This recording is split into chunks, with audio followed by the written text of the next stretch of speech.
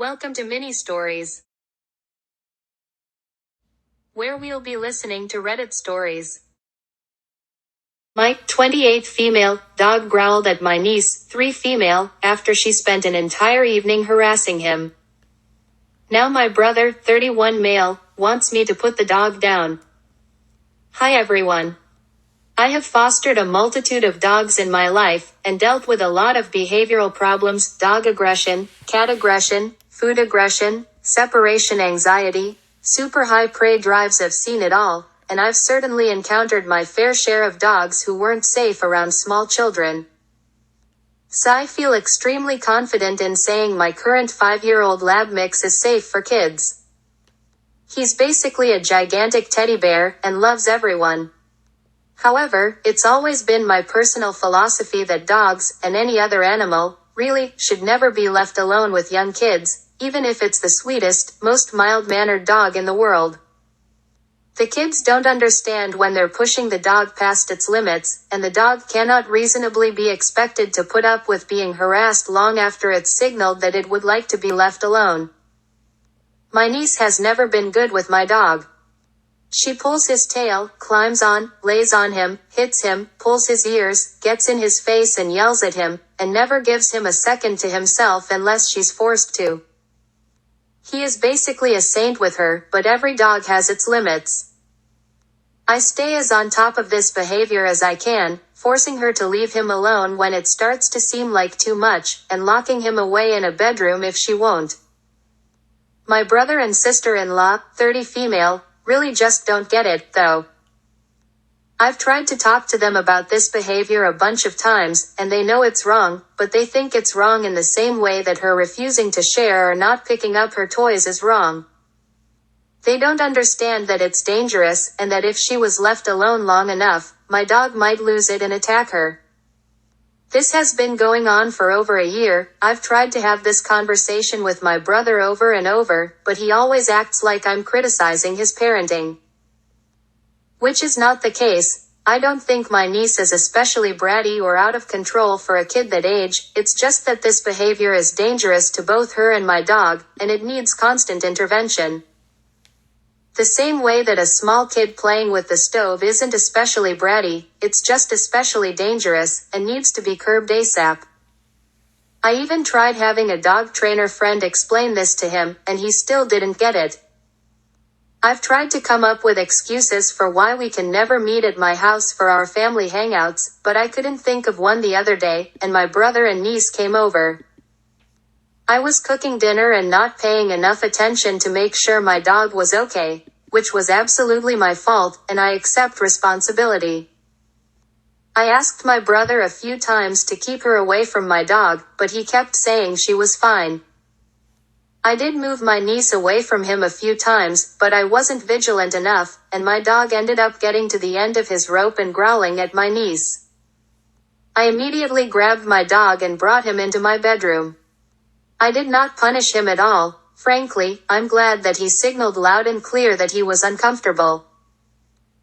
I would never want to discourage him from doing that, because then next time, he'd skip the growling and go straight to attacking. I came out of the room, ready to talk to my brother about how this is what I've been talking about. But he was furious, yelled that my dog is a menace who should be put down, and left. I completely understood his reaction. That's his daughter, and he was afraid for her, and nothing else mattered to him. But he hasn't calmed down at all since this happened, and won't talk to me except to say my dog needs to be put down, and he won't be speaking to me until it's done. He's also tried to involve our parents, who said they will absolutely not be getting involved. They know my niece's behavior with my dog has been a problem in the past. I have not heard from my sister-in-law at all, which makes me think she might agree with me.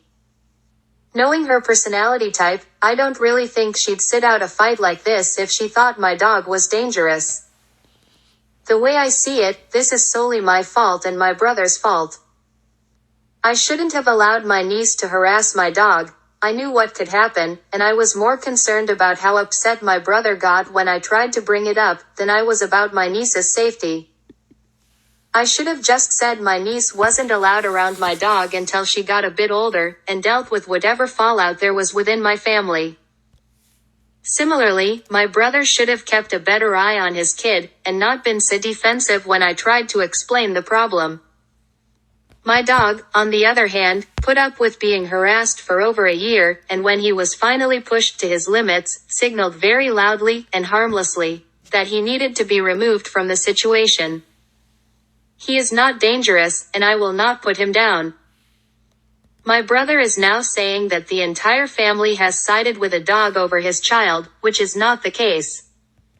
It's just that there are lots of other solutions to this problem. I am perfectly happy to crate my dog when they come over, or leave him in another room, or just never have them over again and hang out somewhere else. There's no reason for my niece to ever see my dog again, and I'd be happy to talk over a solution with him. It's just that he won't talk to me at all, and I don't know what to do. Should I give him more time to cool off? Should I go over to his house and try to talk?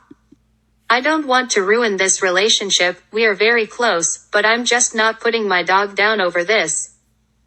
Update 1. Hey everyone, thank you so much for the advice on my previous post. It blew up while I was asleep and I couldn't respond to everyone's comments, but I did really appreciate all the people who took the time to give me advice on how to handle my brother. This update is kind of a mixed bag. My family has been having dinner together one night a week since the pandemic started, usually at my parents' house. This week, I thought my brother and his family would sit it out, and it would just be me and my parents. But my sister-in-law showed up, without my brother or niece. She said she absolutely did not want to discuss what happened, so we didn't. But I can't imagine how pissed she must be at my brother, to openly go against him so she could attend a dinner with her in-laws. So that's good. Since dinner went well and we all had a good time, I decided to send my brother a text this morning to try to make amends. The text I sent. Hey bud. We missed you and niece at dinner last night. I was hoping you'd come by so we could talk about what happened with niece and dog. I understand why you're upset and I'm really sorry that niece was scared. You know how much I love niece and I'd never want anything bad to happen to her. I absolutely won't put dog down though. He's not dangerous, it's just that he can't talk, so he growled to communicate that he wanted niece to leave him alone. He's a family member to me, I can't put him down. Especially when he didn't do anything wrong. But there's lots of other solutions we can work out to keep niece safe. I'm totally fine if no one in your family ever wants to see dog again. Or if you want, we can talk with dog trainer friend to try to figure something out that keeps everyone safe. You know, I think you're a great dad and doing an awesome job with niece, but I really think she would benefit from understanding how to treat animals. The next dog she meets might not be as relaxed as mine, and she could really get hurt. We can work on teaching her together. Do you want to meet for dinner next week? I can come to you and we can get takeout from restaurant. I miss you. The text I got back. Once again, you and everyone else choose a dog over my human child. It doesn't matter what niece did, she is a human and deserves to be safe. You're really saying, well, she started it, about your dog almost attacking my child? You can't keep a dog that would attack a kid for being a kid. And I can't believe you're talking about the next time niece meets a dog. What about the next time your dog meets a kid? The next parent won't be so understanding, they'll call animal control and demand he be put down on the spot. No, we can't meet for dinner like nothing happened. And my response. Sorry you feel that way. Please let me know when you're ready to talk about it. I'll be here. I know a lot of you think my brother is a dick, and just hearing about this one incident, I would too.